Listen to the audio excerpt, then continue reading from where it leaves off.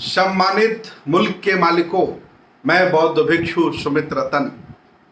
आगे 5 मई 2023 आ रहा है।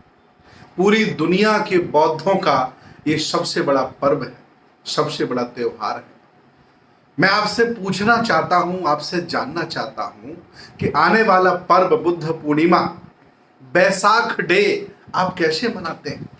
अगर आपको नहीं जानकारी है तो मैं आपको बताना चाहता हूं कि आपको बैसाख डे बुद्ध पूर्णिमा कैसे मनानी है। भारतीय इतिहास में जैसी की मान्यता है कि बुद्ध पूर्णिमा के दिन तथागत भगवान बुद्ध का जन्म हुआ था। इसी पूर्णिमा के दिन उन्हें संबोधि प्राप्त हुई थी और इसी पूर्णिमा के दिन उनका महापरिनिर्वाण हुआ था। ये अपने आप में बहुत बड़ी बात है, बहुत बड़ी घटना है। दुनिया में जितने भी लोग पैदा हुए, लेकिन उनके साथ ऐसा नहीं घटित हुआ जैसा महाभैषज्य गुरु तथागत भगवान बुद्ध के साथ हुआ है। मैं चाहता हूं आप बुद्ध पूर्णिमा कैसे मनाएं। बुद्ध पूर्णिमा के दिन आप अपने घर को अगरबत्ती मोमबत्ती से रोशन करें। आप अपने घर को लाइट से सजाएं। आप अपने घर को दीपक से जगमग करें और नए कपड़े पहने, हो सके तो नए सफेद वस्त्र धारण करें। सभी लोगों को साथ बैठाकर, अगर आपके आसपास कहीं बौद्ध भिक्षु रहते हैं, बौद्ध विद्वान रहते हैं, बौद्ध आचार्य रहते हैं, संस्काराचार्य रहते हैं, तो उनको आमंत्रित करें। बुद्ध वंदना, धम्म वंदना, संघ वंदना, त्रिशल पंचशील ग्रहण करें और बहुत ही अच्छे पकवान बनाएं। इतना ही नहीं, आप जैसा कि बौद्धों में परंपरा है, आप खीर भी बनाएं और खीर बहुत अच्छी बनाएं और खीर बना करके स्वयं उसको खाएं और आस-पास जो लोग आपकी बुद्ध पूर्णिमा में शामिल नहीं हुए हैं, आपके महोत्सव में शामिल नहीं हुए हैं, उनके घर वो खीर देने जाएं। जब आप उनके घर खीर देने जाएंगे और कहेंगे कि मैंने बुद्ध पूर्णिमा मनाई है, मैं बौद्ध हो गया हूं, मैं बौद्ध के विचारों पर चल पड़ा हूं, उनके आदर्शों पर चल पड़ा हूं, मुझे बुद्ध अच्छे लगते हैं, बुद्ध से अच्छा कोई दूसरा मानव नहीं है। जब उन्हें खीर आप देने जाएंगे तो सहर्ष व खुशी से आपकी खीर स्वीकार कर लेंगे और अगली बार जब बुद्ध पूर्णिमा आएगी तो आपकी बुद्ध पूर्णिमा में वो जरूर शामिल होंगे। याद रखें, अभिमान घमंड किसी भी तरह का उसे दूर रख दें। करुणा, दया, शील, भाईचारा के साथ सबको जोड़ें और जाति भेद ना करें। अगर बुद्ध पूर्णिमा के कार्यक्रम में आपके घर में ब्राह्मणों के द्वारा बनाई गई एक ही जाति के लोग शामिल होते हैं तो आप भी जातिवादी हैं। आप बहुजन समाज के जितने भी लोग आसपास रहते हो सबको आमंत्रित करें, सबको खीर देने जाएं, तब जाकर के बहुजन समाज बनता है। भगवान बुद्ध के धम्म में जाति का मतलब है जन्म लेना। जाति का मतलब ये नहीं कि ऊंची जाति नीची जाति। और ये भाव अगर आपके मन में बैठा है तो आपसे ज्यादा मनुवादी और आपसे ज्यादा नालायक व्यक्ति दुनिया में कोई नहीं हो सकता। इसलिए बुद्ध पूर्णिमा के दिन सफेद वस्त्र पहने और एक बात कभी ना भूलें, वो बात बहुत महत्वपूर्ण है, पंचशील का झंडा जहां भी मिले, जैसे भी उपलब्ध हो सके मंगाएं और बुद्ध पूर्णिमा के दिन अपने घर के ऊपर जरूर लगाएं। जब बुद्ध पूर्णिमा के दिन अपने घर में आप पंचशील का झंडा लगाएंगे तो जब लोग देखेंगे तो पूछेंगे कि ये झंडा किसका है।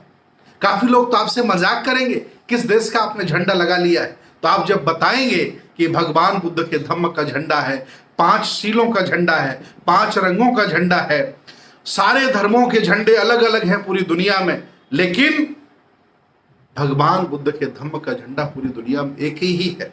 और ये झंडा मेरे अकेले घर में नहीं है। छोटी छोटी पार्टियां तुम्हारे गांव की होंगी, शहरों की होंगी, प्रदेशों की होंगी, एक देश की होंगी, लेकिन भगवान बुद्ध की इतनी बड़ी पार्टी है, इतना बड़ा धम्म है, जिसे लगभग 65-70 देशों के घरों में ये पंचशील का झंडा लगाया जाता है।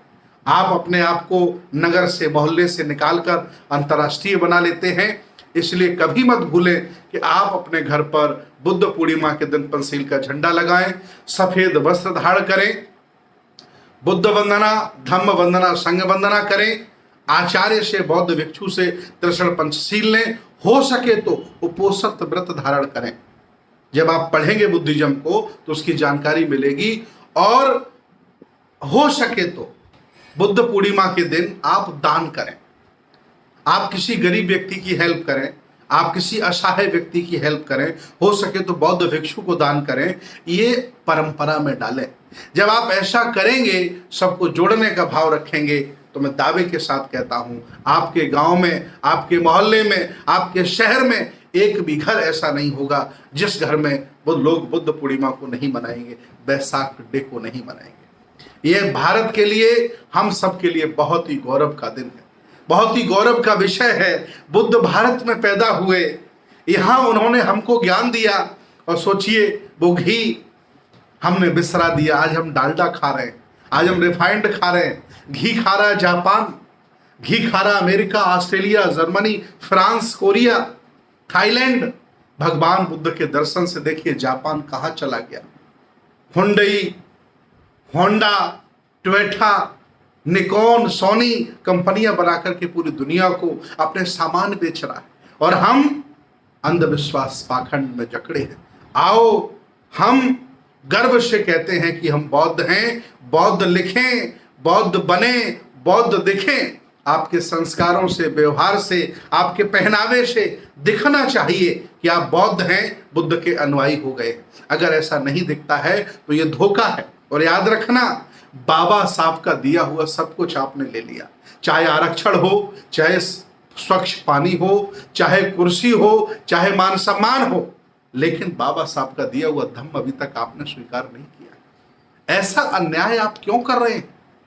इसलिए बहुजन समाज के लोगों, ध्यान से सुनो, एक बार फिर आपसे कह रहा हूं कि जो सम्मान बुद्ध की छाया में आपको मिल जाएगा, दुनिया में कोई नहीं दे सकता।